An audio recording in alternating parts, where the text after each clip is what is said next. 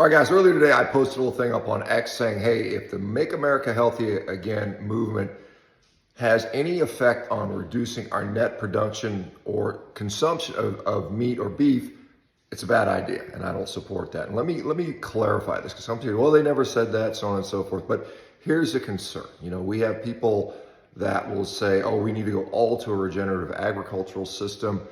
And what I will tell you is that in the short term, and perhaps even the long term, would lead to an overall reduction in the amount of meat we're able to produce. And I'll talk about some caveats there. First of all, let me say this emphatically, and this may piss a lot of people off, and it may cause me to lose followers, whatever, but it's the truth.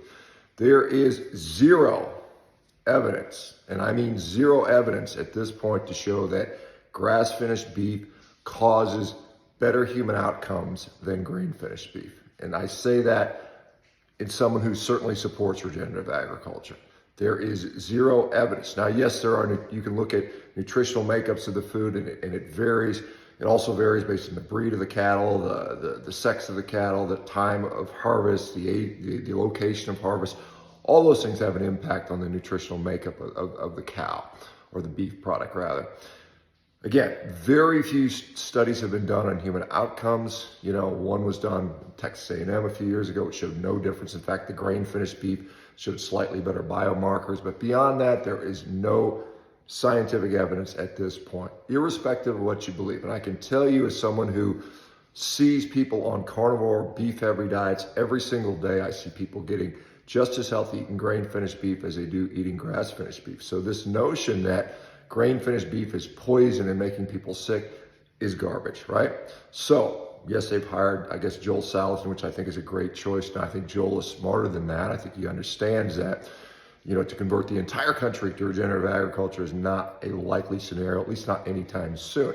Now, there are other options. You could do a hybrid system where you pasture raise people in a regenerative ways and then finish them out in the feedlot. You can do other finishing styles, like you can use sprouts like they do at McCafferty Ranch up in Montana rather.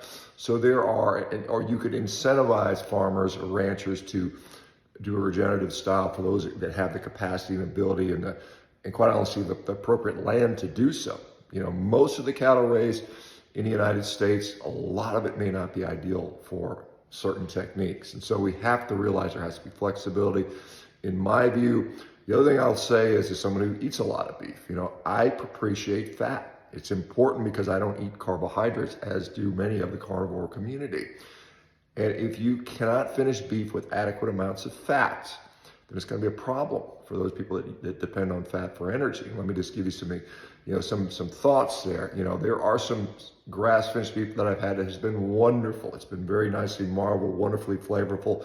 But at the same time, I've eaten some stuff that was certainly subpar. It was too lean, it was chewy, didn't have much flavor, it didn't have a lot of fat in there, which I think is necessary. And so obviously that's a learning curve, and there's a lot of education that needs to be done. I think we're at the forefront of regenerative agriculture. And I say that I'm not a rancher, and certainly not a specialist, but I'm a consumer of this stuff, and I've had the opportunity to eat a lot of people's different beef, and some of it's good, some of it's not so good.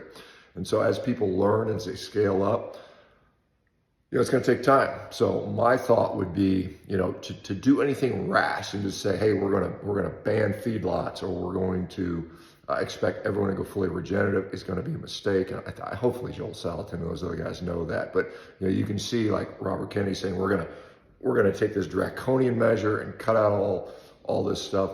Maybe a problem. That's my concern there.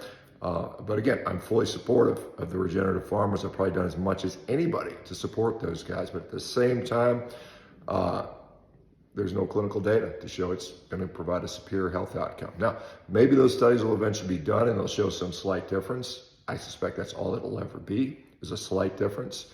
And some people may have individual preferences.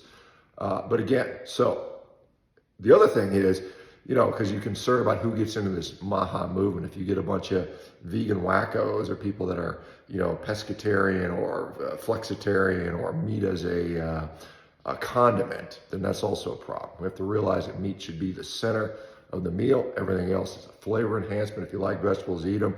They're not necessary. I'll say that over and over again. Anyway, that's my perspective. Let me know what you think. Some of you guys may be pissed off by this, but I try to tell it like I see it. All right. You guys take care.